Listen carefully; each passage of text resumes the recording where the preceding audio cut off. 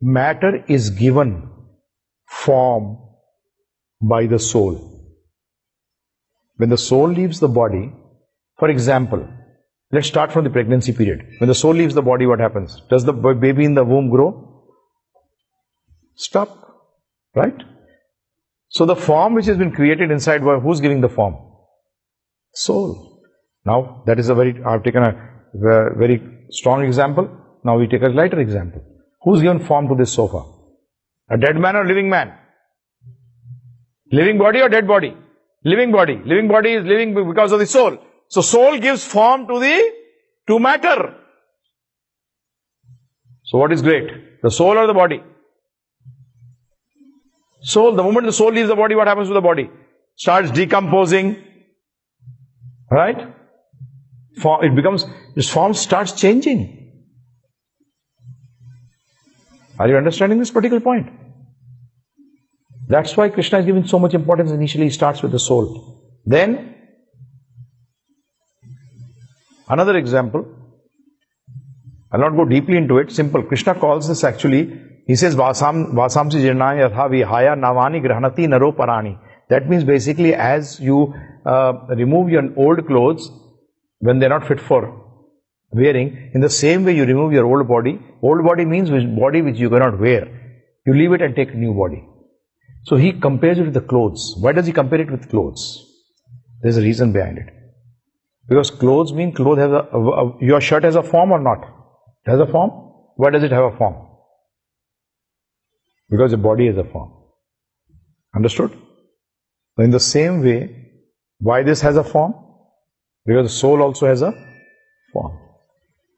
Bible says, Vedas also say that exactly. I was thinking of looking out for it, but where it is stated in the Vedas? Bible states that man is made in the image of God. And the same thing I found in the Vedas. That man is made in the image of God.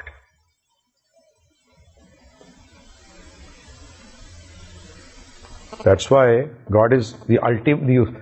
There are two things, avatar and avatari.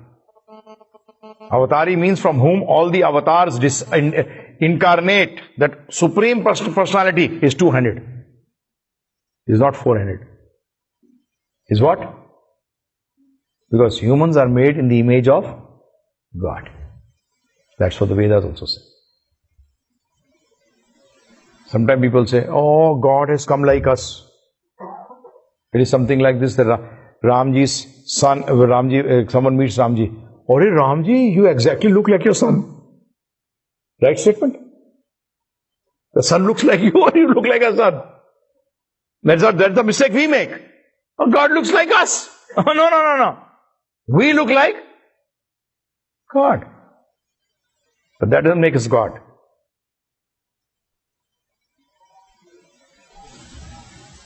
Next. Now, a very strong statement from Shvetashatra Upanishad, 5.9. I'll just give you this Sanskrit. You'll understand. Bal agraha. Bal agra. Agra means? Yes. The tip. Bal agra shatabhagasya shatadha kalpitasya cha. 1/10,000th part of the tip of the hair is the size of the soul. Bhago jiva savigya.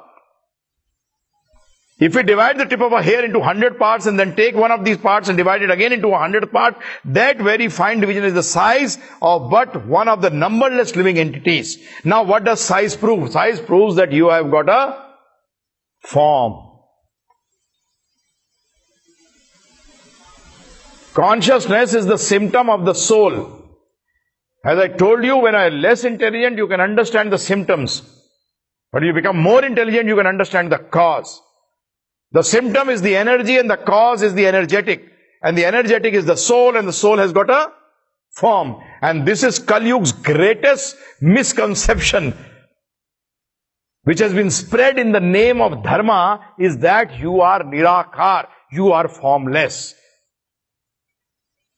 Vaishnava literature goes to the height.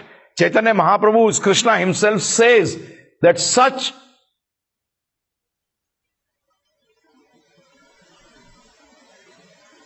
people should not be heard. Otherwise, they will destroy your spirituality. Because the question mark comes here. If we talk of liberation, who will get liberated? If you're not an individual, then who will get liberated? Hai Prabhu? Tell me. I means what? Formless or form? I means individuality or not? How can individuality be without form? How can individuality be without form? This is the greatest misconception. I'll come into that when I come to God. I'll be coming and telling you about the samvad between Shiva and Lord Shiva and Lord Vishnu, where Vishnuji is instructing Lord Shiva to spread this to destroy Buddhism. Because Buddhism